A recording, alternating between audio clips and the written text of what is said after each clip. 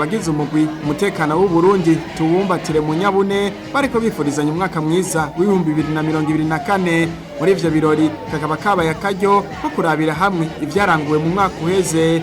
Renine Nzoyihaya arongoye uwo mugwi yamenyesheje ko bashigikiye ibikorwa vy'iterambere rusangi mu ntara za Gitega, Ngozi, Kayanza, Muramvya n'ahandi. Iruhande yaho abagize uwo mugwi ngo barashoboye gutanga imifuko y'isima yo gusahiriza ibikorwa vy'iterambere mu ntara zitandukanye zigize igihugu. Eka ngo baratanze n'amatafari agera ku 200 azofasha kubaka kaminuza mu ntara ya Kayanza. No mu gisata cyo kubumbatira amahoro n'umutekano, Renine Nzoyihaya akabashimira ivyo bashoboye kuranga mu mwaka uheze.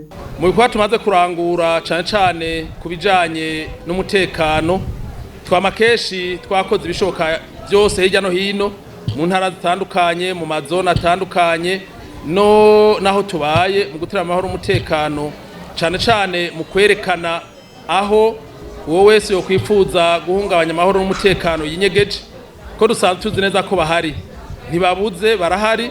Niyo mpamvu dushima cyane igihe habonetse icohunganya umutekano, duca tucerekana abajeje umutekano, abajeje intwaro, kugira ngo bashobore kubikorera ko batore inyishu byihuse, umutekano bandanye utsimbatare mu gihugu. Aha kandi warongoye uwo mugwi akaba avuga ivyo bagiye gukora mu mwaka wa 2024.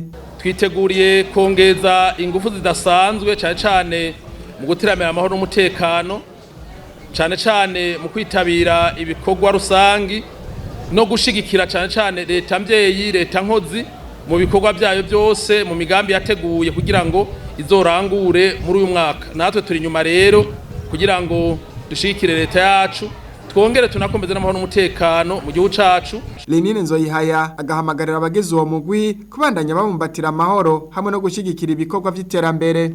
Mpamagara rero mwese abari hano kugira ngo twese duharanira amahoro n'umutekano, dukora ibikorwa by'iterambere bituma dushobora guteza imbere igihugu, naho tugatera imbere.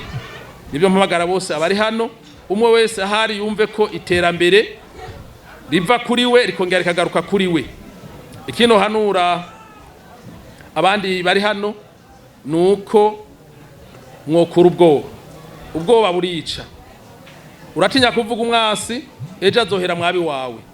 Umwasi muvuge, hama abijejwe babikurikirane, uwo mwasi afatwe, hama ubutungane bukore, ibisigaye bandanye. Eka numwe mu ntwazangabo zo mu rwego rwo kwivuna abansi asanzwe ari muri uwo mugwi akaba yaratekereye impanuro abagize uwo mugwi. Mwe muje ku mirimo ya minsi yose mukore, murabe gusa akantu kadoboka katari gasanzwe kaza kutuvogera, muce mukavuga inyamiramabi zica zikora akazi kazo. Umugwi umutekano w'u Burundi tuwukomeze mu nyabune ukaba usanzwe ukorera ku buhinga ngurukana bumenyi, abawurikiyemwo bakaba bava mu ntara zose z'igihugu.